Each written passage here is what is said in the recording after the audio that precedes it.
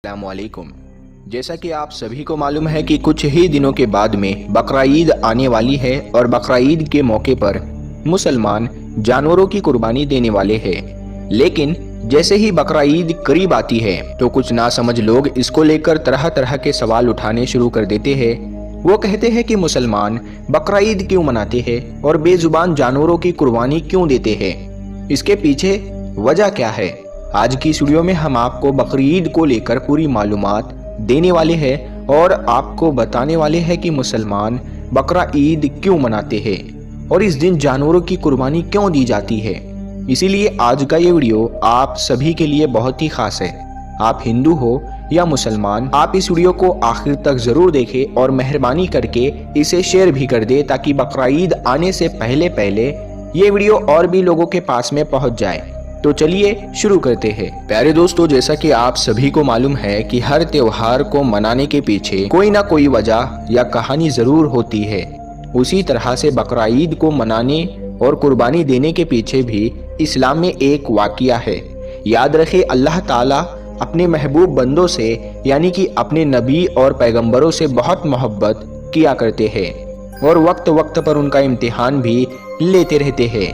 इसी तरह से एक बार हजरत इब्राहीम अलैहिस्सलाम का भी इम्तिहान लिया गया। हजारों साल पहले की बात है कि एक रोज हजरत इब्राहीम अलैहिस्सलाम अपने घर में आराम फरमा रहे थे कि उनकी आंख लग गई, यानी कि आप पर नींद गालिब हो गई। तभी आप अलैहिस्सलाम ने अपने ख्वाब में देखा कि अल्लाह ताला आपसे फरमा रहा है, ऐ इब्राहीम, आप अपने सबसे प्यारी और अजीज चीज को मेरी राह में कुर्बान करो। प्यारे दोस्तों, याद रहे, नबियों और पैगंबरों का ख्वाब कभी भी झूठा नहीं हो सकता। इसीलिए हजरत इब्राहीम अलैहिस्सलाम ने ये ख्वाब सच जाना और अपनी अजीज चीज को अल्लाह की राह में कुर्बान करने के लिए तैयार हो गए। उस वक्त हजरत इब्राहीम अलैहिस्सलाम के पास में काफी तादाद में ऊंट हुआ करते थे। इसीलिए सुबह होते ही आपने उन ऊंटों में से 100 ऊंटों की कुर्बानी दे दी, यानी कि 100 ऊंट अल्लाह की राह में कुर्बान कर दिए। मगर फिर जैसे ही दूसरी बार आपकी आंख लगी तो फिर से अल्लाह ताला की तरफ से आवाज आई कि ऐ इब्राहीम, आप अपनी सबसे प्यारी और सबसे अजीज चीज को मेरी राह में कुर्बान करो। तो इसीलिए फिर दूसरे दिन हजरत इब्राहीम अलैहिस्सलाम ने 200 ऊंटों की कुर्बानी दे दी, यानी 200 ऊंट अल्लाह की राह में कुर्बान कर दिए।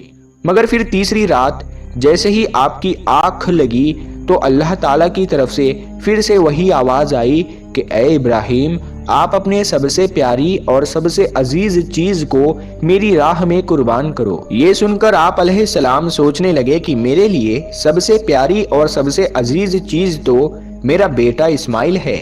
आप सोचने लगे कि अल्लाह ताला कहीं ये तो नहीं देखना चाह रहा कि मैं सबसे ज्यादा प्यार अपने फर्जंद यानी कि अपने बेटे इस्माइल को करता हूँ या फिर अपने खाली की हकीकी से करता हूँ। प्यारे दोस्तों, हम आपको बता दें कि हजरत इब्राहीम अलैहिस्सलाम और हजरत हाजरा का सिर्फ एक ही बेटा था और वो भी काफी दुआ और मन्नत करने के बाद में अल्लाह ताला ने आपको बुढ़ापे की उम्र में अता किया था।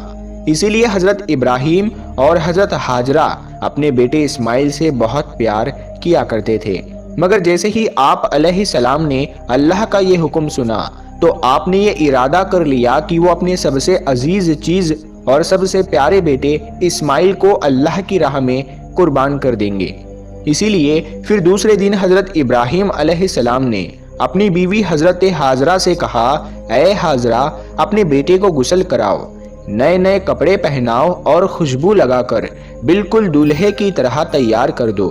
आज हम अपने एक दोस्त के घर पर दावत पर जा रहे हैं। ये सुनकर आपकी बीवी हजरत हाजरा बहुत खुश हुई और खुशी खुशी से अपने बेटे हजरत इस्माइल को तैयार कर दिया। फिर जब हजरत इब्राहीम अलैहिस्सलाम अपने प्यारे बेटे इस्माइल को लेकर फिलिस्तीन से मक्का की तरफ रवाना होने लगे, तभी आपके घर में एक शैतान दाखिल हुआ और वो आपकी बीवी हजरत हाजरा से कहने लगा, ऐ हाजरा, क्या तुम्हें पता भी है कि तुम्हारे प्यारे बेटे को कहां पर ले जाया जा रहा है?